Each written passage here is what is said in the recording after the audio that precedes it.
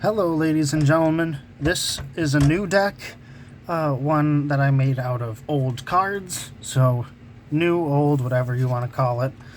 This is a deck based off of the main character of the first Yu-Gi-Oh! Franchise, Yu-Gi-Oh! Duel Monsters. This deck is mostly for a family member. This deck is specifically for them, so they can start off playing the game. They're all going to be relatively simple cards, and I really like a lot of these cards because of the sense of nostalgia.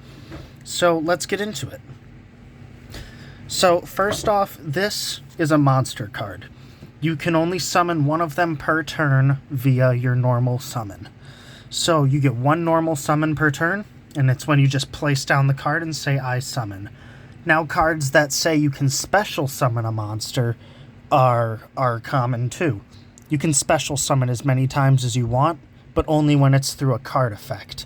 Normal summoning you do without any card effect.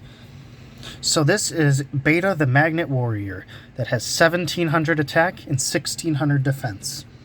Let's move on to a new monster, Gazelle the King of Mythical Beasts. This is a monster with 1500 attack and 1200 defense. So say Beta the Magnet Warrior was attacking Gazelle. What you would do is you would subtract the difference between their two attack points from the weaker monster's life points. So say Beta attacked this. That would be Beta is stronger, 1700 over 1500. So the person who controls Gazelle takes the difference in attack points as damage. But if Gazelle was in defense position, the way you mention whether it's in defense mode or not is if it is sideways, like that. So say Beta attacked Gazelle, and Gazelle had 1200 defense, Beta has 1700. Beta would still destroy Gazelle, but the person who controlled Gazelle would not take any damage because Gazelle was in defense mode. Now, let's move on to the next card, Baphomet, which is a key combo piece for Gazelle, especially in the early games of Yu-Gi-Oh! So, let's say Beta attacked Baphomet while Baphomet was in attack position. Beta would destroy Baphomet, and the controller would take the difference between their attack points as damage. Say Baphomet was in defense mode, though. When Beta attacks Baphomet, Baphomet is too strong in defense mode, so the controller of Beta would take the difference between the attack points and defense points as damage, so the controller of Beta would take 100 points of damage.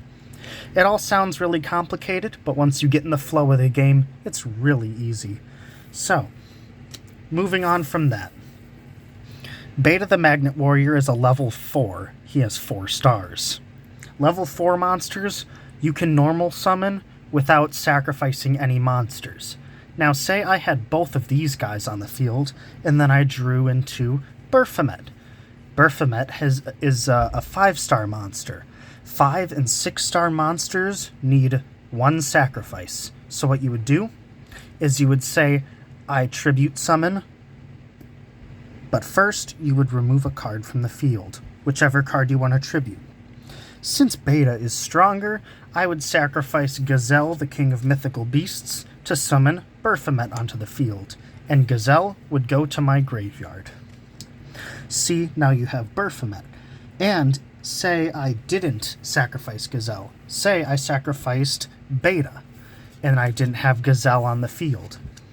I would be able to activate Baphomet's effect, letting me add Gazelle from my deck to my hand. Now, say I had all 3 of these cards on the field. Okay? The strongest ones aren't always the ones that have the highest level, the most attack points, or the best effect. Sometimes it's a combination of all 3. So, level 5 and 6 monsters need 1 sacrifice. Level 4 and below need no sacrifice. Now, you say, I'm sure, what's the point of defense mode? Why would anyone attack a defense position monster? Well, you cannot summon a monster in defense mode face up. The trick is to summon it face down. Say my opponent set Beta on their field and I didn't know. Beta is face down in defense mode, so you wouldn't know their defense points. You would have to gamble. You would decide, hey, should I attack with Gazelle or Baphomet and see what's under there? Or should I wait till I get a stronger monster to attack? So, say I attacked with Gazelle. You would be revealing their face down card and trying to determine if your card is stronger. Since Beta is clearly stronger in the defense department, that would mean you take 100 points of damage. So now, that face down card is revealed, and now we know what the defense points are. But prior to attacking, there's no way of your opponent knowing whether your defense points are higher or lower than their monster's attack points, which makes the game really interesting in a very, very prehistoric sense of the game. Nowadays, it's not really about setting or normal summoning and then passing. Now, it's combos for 15 minutes.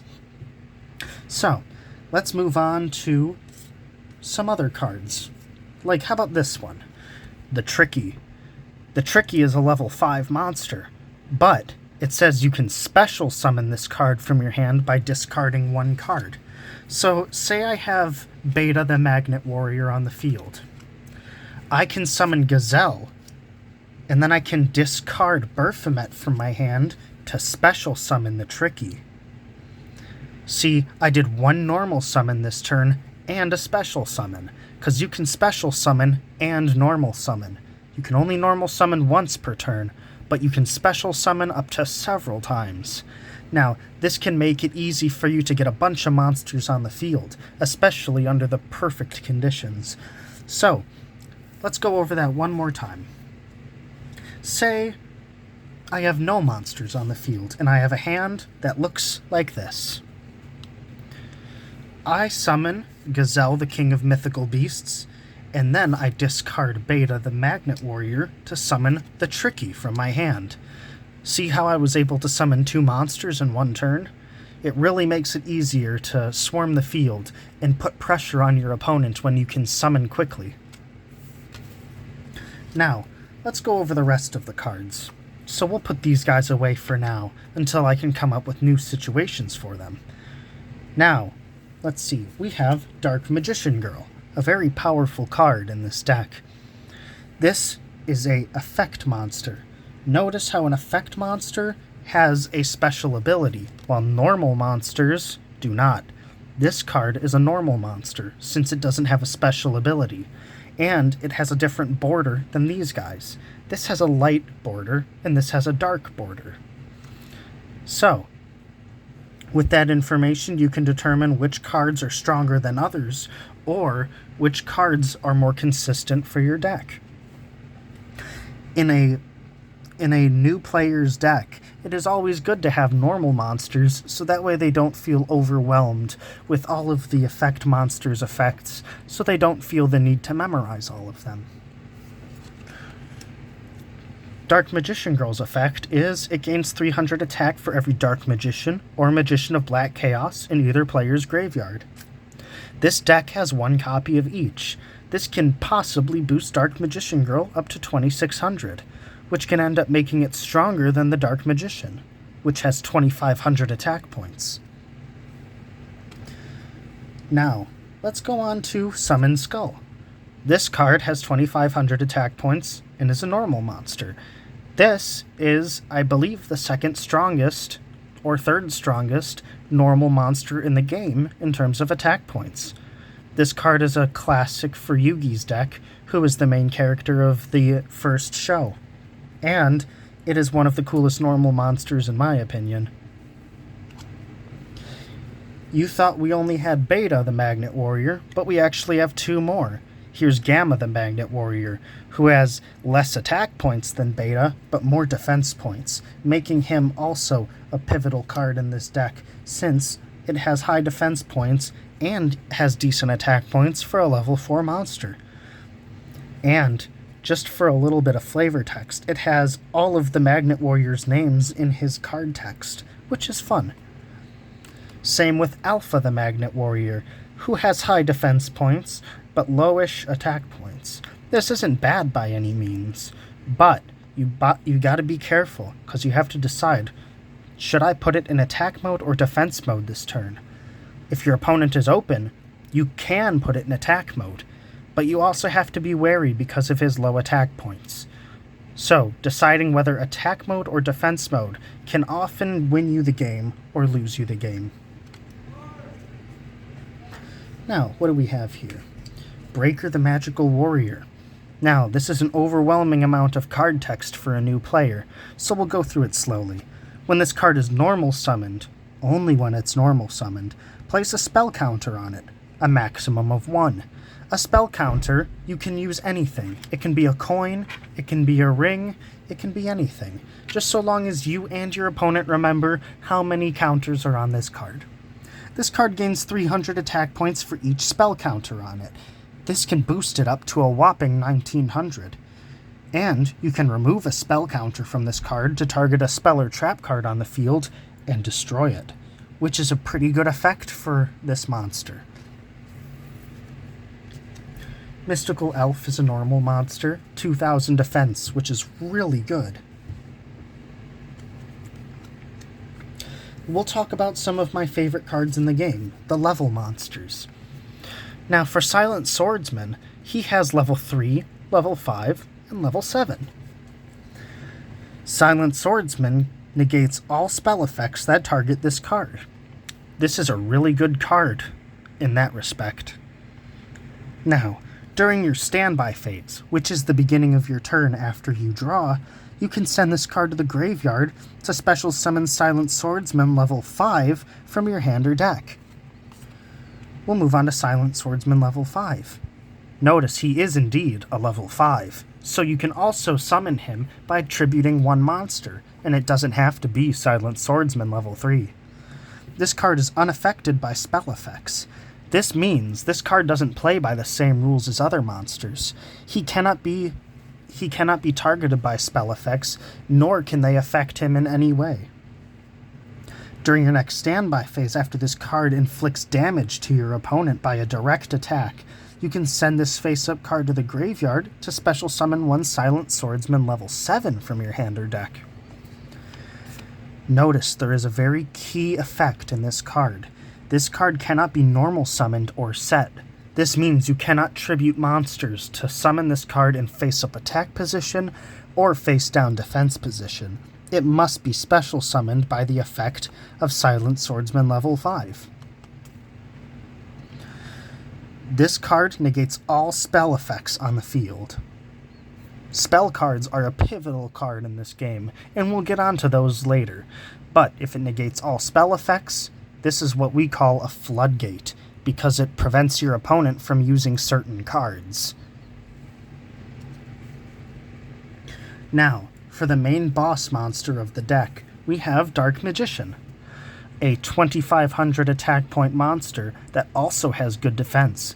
But notice, this is a level 7 monster. Level 7 monsters require 2 tributes to summon. This means if you have 2 monsters on the field, you can remove both of them to tribute Dark Magician. I don't believe I mentioned this before, but a tribute summon counts as a normal summon, and so does setting. Next we have Buster Blader, a very powerful card. This card gains 500 attack points for each dragon-type monster in your opponent's graveyard, or monsters they control. This card can get well over 4,000 attack points. Also requires 2 tributes because he is a level 7. We have Dark Blade, a normal monster with good attack points and defense points. We have Big Shield Gardna. This guy hides behind a huge shield, which is why he has 2,600 defense points for a level 4 monster. Now, during either player's turn, when this face-down card is targeted by a spell card, you can change this card to face-up defense position, and if you do, you can negate that spell card's activation, which is pretty good. If this card is attacked, you have to change it to face-up attack position at the end of the damage step. So let's go over this card real quick.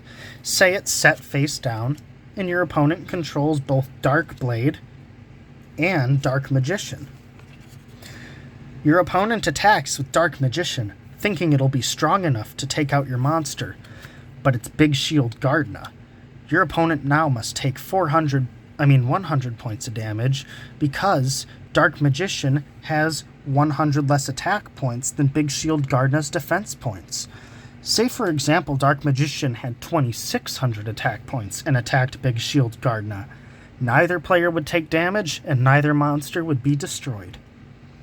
Now, since Dark Magician attacked Big Shield Gardna, the opponent takes damage, but Big Shield Gardna has to go into attack position. Now your opponent can attack with Dark Blade, so now you lose 1,700 life points. You start off with 8,000 per game, so use them wisely. Now, you're familiar with spell counters due to Breaker the Magical Warrior, so we'll move on to Skilled Dark Magician. Each time your opponent activates a spell card, put a spell counter on this card. You can have a maximum of 3. If you tribute this card with 3 spell counters on it, you can special summon the Dark Magician from your hand, your deck, or your graveyard. Now, another level monster, which I do not have the upgraded form of, but it's still a good card. Silent Magician level 4. Each time your opponent draws a card, place a spell counter on this card, a maximum of 5. This card gains 500 attack for each spell counter. During the standby phase of your next turn, after the 5th spell counter is placed on this card, you can send it to the graveyard to special summon Silent Magician level 8 from your hand or deck. But we don't have Silent Magician level 8, sadly. So, we just have a card that powers up every turn, which is still good. Now, let's go over the Ritual monsters. These cards are some of the strongest cards in this deck. Blackluster Soldier and the Magician of Black Chaos. Now, these cards can only be special summoned by special cards called Ritual spell cards. Ritual spells are cards that have a little flame in the top corner. Like this one is for Black Magician of Chaos. Black Magic Ritual lets you tribute monsters from your hand or field to summon this card from your hand. But the levels must equal 8, because that's the level of Magician of Black Chaos. It must equal 8 or more. So say I had Dark Magician and Silent Magician in my hand. I can send both of them to the graveyard after activating this, and then I can special summon Magician of Black Chaos from my hand. Now, you don't have to use Ritual monsters if you're not comfortable with it, since they are a little bit more complicated, and we can swap out other cards for that if you guys like. Same thing with Blackluster Soldier, except Blackluster Soldier has a special kind of field spell too. This card is called Blackluster Ritual. It also has a little flame in the top corner, right there. That lets you know that they're Ritual spell cards, and Ritual spell cards are primarily focused on Ritual summoning their respective cards. You cannot summon them with the opposite cards. It must be with these guys.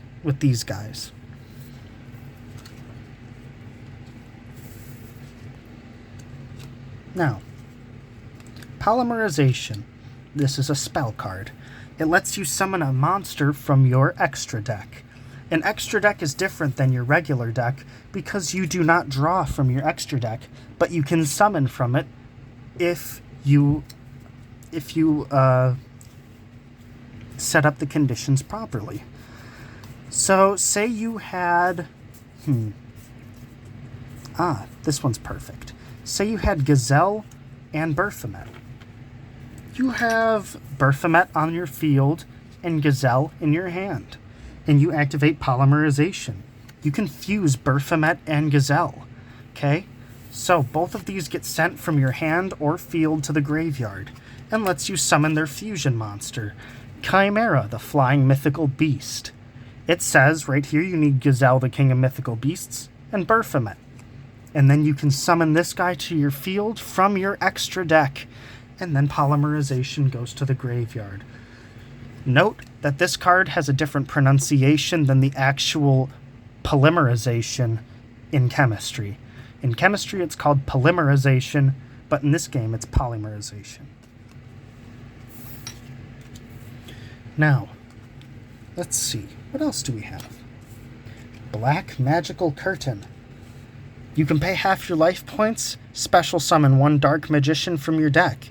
You cannot summon other monsters the turn you activate this card, but you can still set, meaning you can still place them face down. And you cannot activate cards' effects while they're face down. They have to be face up. Brain Control. You can pay 800 life points, then target one monster your opponent controls that can be normal summoned or set. Take control of that target until the end phase, which is the end of your turn. Dark Magic Attack. While the Dark Magician is on the field, you can destroy all spell and trap cards your opponent controls. Monster Reborn. So, target one monster in either player's graveyard, special summon it. Remember, a special summon does not count as a normal summon. Card Destruction. Each player discards their entire hand to the graveyard, then draws the same number of cards they discarded. It's a mulligan card. It's a -1 in card advantage, since you activate this card, so you're missing one card from your hand, but it's still good. Pot of Greed. Nobody knows what this card does, but rumor has it, you get to draw 2 cards when you activate this card. Now, Horn of the Unicorn. The equipped monster gains 700 attack and defense. When this card is sent from the field to the graveyard, return it to the top of your deck. Notice it says the equipped monster. The monster would have to be equipped with this card. This card has a little cross right there, which means equip spell. An equip spell can only be activated while you or your opponent controls a monster, because you can activate it for either your opponent's monster or your monster. Say you had Dark Magician on the field. You can activate Horn of the Unicorn, and it'll stay on the field as long as Dark Magician is on the field, but only while Dark Magician is equipped with it.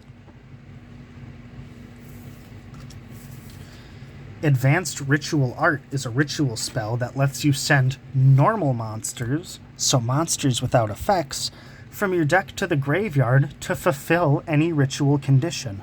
So if you were summoning Blackluster Soldier or Magician of Black Chaos, you can send normal monsters from your deck to the graveyard to summon them. Exchange.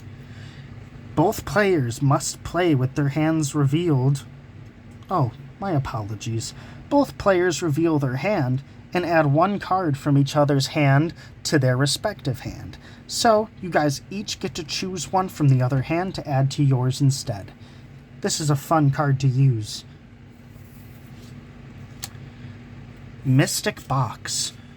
Target one monster your opponent controls and one monster you control. Destroy the monster your opponent controls, then gain control. Then your opponent gains control of the monster you targeted on your field. Swords of Revealing Light. This card is a stall card. Flip all monsters your opponent controls face up if they were face down. This card remains on the field for 3 of your opponent's turns. While this card is face up on the field, monsters your opponent controls cannot declare an attack, meaning you're safe for 3 turns while this is on the field. Magical Dimension. If you control a spellcaster type monster, this card says spellcaster, which lets you know that it's a spellcaster type monster. You can target one monster you control, tribute that target, then special summon one spellcaster monster from your hand, then destroy one monster on the field. This card is extremely powerful for this deck. Now, moving on to trap cards. Spell cards can be activated during your turn, but trap cards cannot be activated the turn they are put face down. You cannot activate them face up from your hand. You have to place them down first, and then wait until your opponent's turn, or until your next turn. Now, Magician's Circle. So, when a spellcaster type monster declares an attack, each player special summons a spellcaster monster with 2,000 or less attack from their deck in attack position. Now, arguably the strongest card in this deck, the classic Mirror Force. When an opponent's monster declares an attack, destroy all attack position monsters your opponent controls. Magic Cylinder. When an opponent's monster declares an attack, target the attacking monster, negate the attack, and if you do, inflict damage to your opponent equal to its attack. Spellbinding Circle. Activate this card by targeting one monster your opponent controls. It cannot attack or change its battle position. When that monster is destroyed, destroy this card.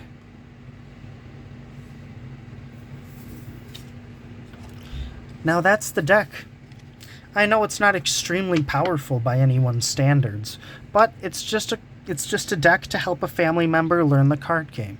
And that's mostly what this video is for. So if you want to go hate in the comments, go right ahead. That'll give me all of the attention that I want. Any publicity is good publicity, I suppose. Other than that, yeah, that's the extent of the deck and the video, and thank you so much.